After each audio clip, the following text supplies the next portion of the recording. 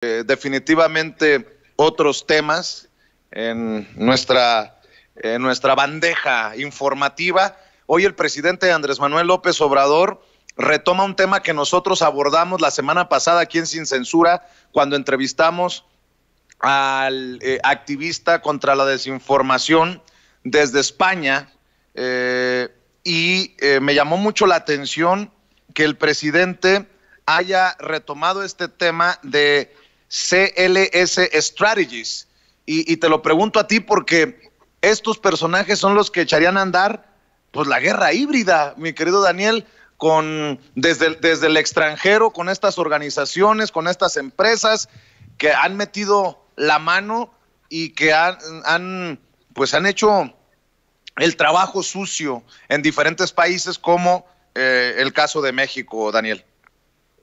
Vicente, sería muy importante saber qué tanto estos grupos criminales de ciberdestructores, promotores de la guerra híbrida, como perfectamente bien lo señalas, tendrían financiamiento de organizaciones políticas.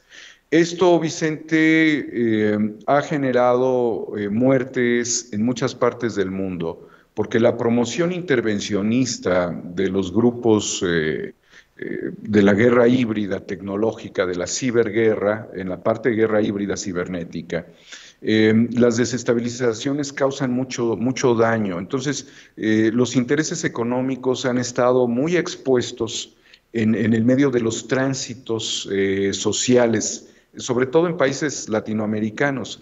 Los casos de lawfare, los casos críticos en donde personas honorables son señaladas y acusadas, y muchos de ellos son activistas por la naturaleza, en la selva amazónica, en Chiapas y en muchos otros lugares, finalmente son atacados. Y estos ataques primeramente se generan por la promotoría de la desestabilización y el afán de destruir escalas de valores sociales. Este es el tema de la guerra híbrida bien expuesto por Stulin. Cuando sacuden la escala de valores de la sociedad, entonces es el sálvese quien pueda. No hay una entidad en quien tú puedas confiar. Y en circunstancias como las que México está viviendo, el que estos grupos estén allí, pues habla claramente de los intereses que hay en México, como los hay en América Latina. La corona británica sobre el agua de la Antártida, los intereses del litio en Sonora, los intereses del uranio y del oro y de la naturaleza, las maderas, las riquezas también como el agua en Chiapas.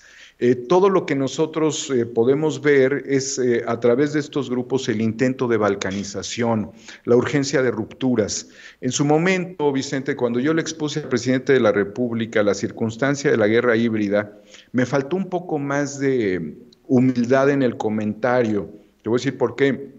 Porque yo le dije, y considero, señor presidente, que qué bueno que usted no se compra esa guerra híbrida, ¿no? Porque el presidente lo que ha tratado de mantener es un gobierno sin enemigos. Me faltó decir respetuosamente o humildemente, era mi punto de vista frente al primer mandatario. Pero desde aquí hago esta reflexión hacia el pasado.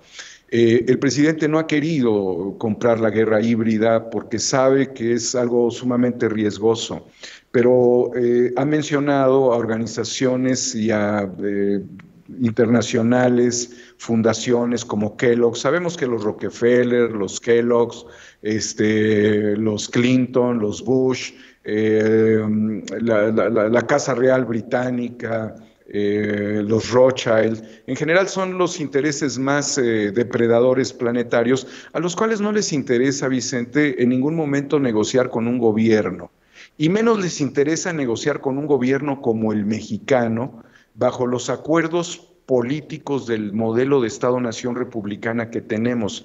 Ellos van a buscar a toda forma, a toda costa y por cualquier método la balcanización. Es algo que no está lejos del horizonte para ellos. Por eso las desestabilizaciones y los choques entre hermanos.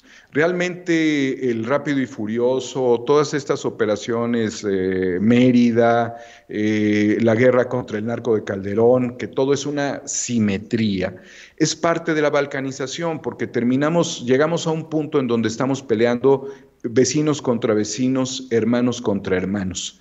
Y de esta forma, pues es como se vienen pulverizando diferentes regiones del país. Por eso han surgido las autodefensas, algunas se han pervertido, otras no. Por eso la hegemonía del narcotráfico que termina imponiendo candidatos.